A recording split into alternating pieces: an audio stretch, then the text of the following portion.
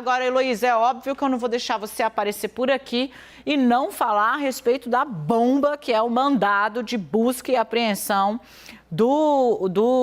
na casa de praia de Donald Trump, com ali, primeiro, informações que comprometem a segurança nacional dos Estados Unidos, deveriam estar numa sala cofre e ele levou para casa de praia.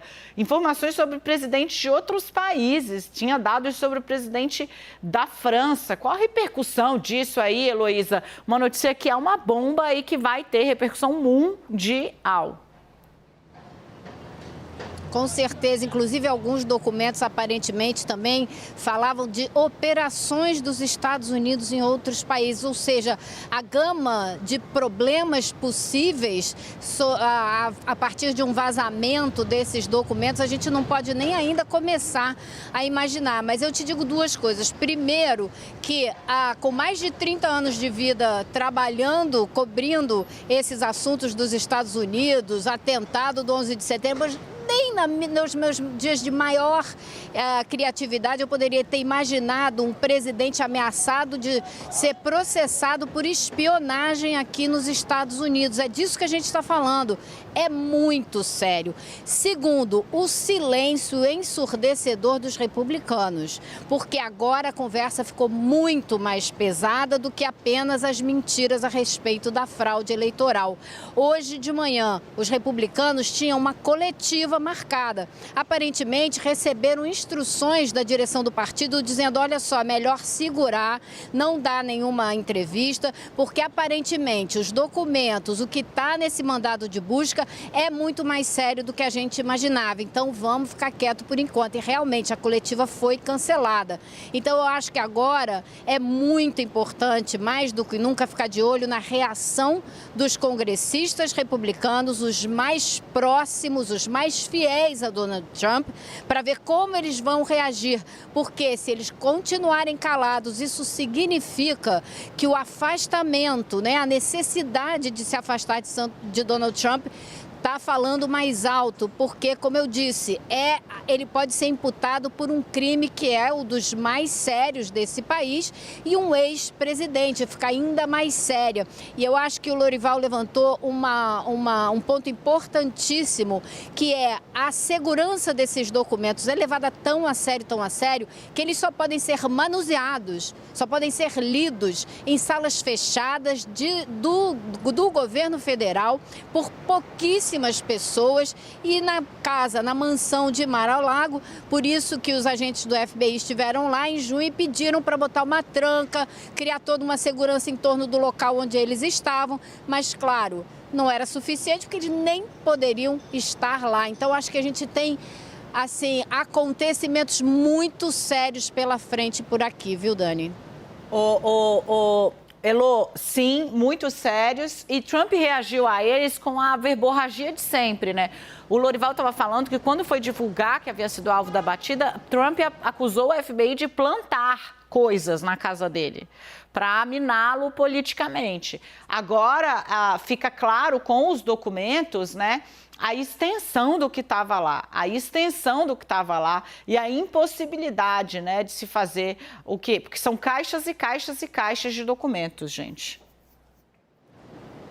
Não, e ainda ontem, você imagina, ele sabe o que ele tem, certo? Ele sabe exatamente o que ele levou para Mar-a-Lago, ele sabe exatamente o que foi que o FBI foi buscar na casa dele, porque ele recebeu a cópia desse mandado que a gente agora está vendo, né? Do que se trata e a acusação séria que ele contém, ou a suspeita séria que ele levanta. E ainda assim, ontem à noite, depois que Garland disse que gostaria de tornar público o mandado e a lista do que foi recolhido, ele foi às mídias sociais dele para dizer o quê? Eu não só acho que deve mandar, como encorajar, não só topo que torne público, como encorajo que torne público, como se fosse ele que estivesse pedindo que os documentos fossem publicados. Só que ele tinha já esses documentos há alguns dias e se achasse que era para ser publicado, ele mesmo poderia ter publicado antes de Garland ter vindo a público. Essa atitude ele não esperava. Isso pegou Trump de surpresa.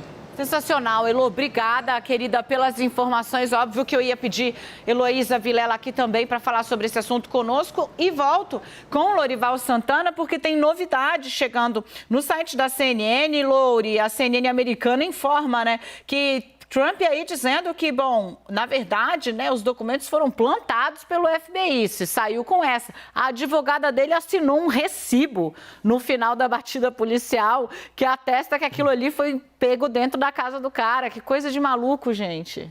Daniela, existem congressistas republicanos mais ligados ao Trump que estão defendendo o desmonte do FBI, acabar com o FBI. Isso um congressista do Arizona. E uma outra congressista está defendendo defunding o FBI, ou seja, retirar verbas do FBI. Você se lembra de tudo o que aconteceu do debate depois da morte do George Floyd, quando houve esquerdistas mais radicais que falavam do defunding da polícia, que era preciso retirar as verbas da polícia, destiná-las para educação, para um novo tipo de polícia comunitária, e a ira dos republicanos contra esse tipo de ideia, dizendo que os democratas eram contra a polícia. Pois é, agora republicanos trumpistas estão falando que é preciso acabar com o FBI. E isso é uma consequência natural do que o Trump e outros e pessoas que o seguem estão dizendo, que o FBI não é confiável, que ele planta informações, que é preciso atacá-lo. Esse homem que foi morto ontem, ele havia postado na Social Truth, que é a rede social do Donald Trump, que era preciso que quem pudesse tinha que atacar os prédios do FBI. Foi isso que ele fez e acabou morto. Gente, que loucura, olha, são tantas camadas de discussão e principalmente, né, Lorival, da responsabilidade dos líderes políticos. Eu vou pedir para você jogar mais luzes sobre esse último lance, né?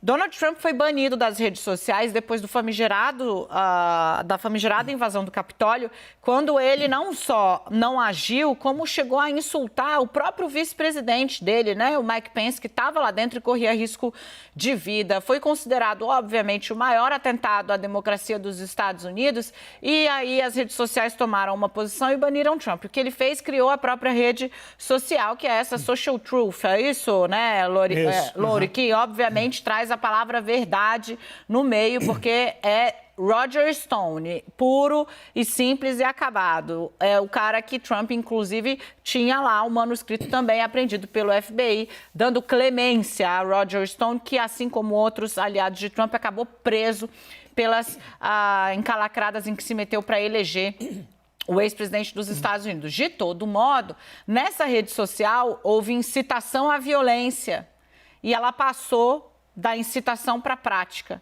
E, obviamente, o homem que decidiu atacar o FBI nesse clima de comoção criado pelos apoiadores de Trump acabou morto. Lori, vou pedir para você lançar luzes nesse caso. Pois é, esse caso do Rick Schiff, que é esse homem morto ontem, é emblemático.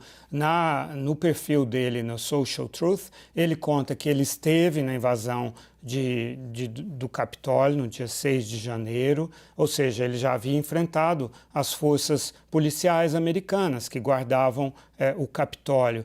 E ele convocava para uma revolução social. Quando veio essa informação que o Trump divulgou, né, de que ele tinha sofrido essa operação de busca e apreensão, foi então que o Rick Schiff começou a dizer que era preciso atacar o FBI, convocando as pessoas a fazer isso. Tudo isso ficou lá livre na plataforma do Donald Trump, porque ela foi criada exatamente para não haver nenhum tipo de moderação. Você pode escrever o que você quiser lá, né?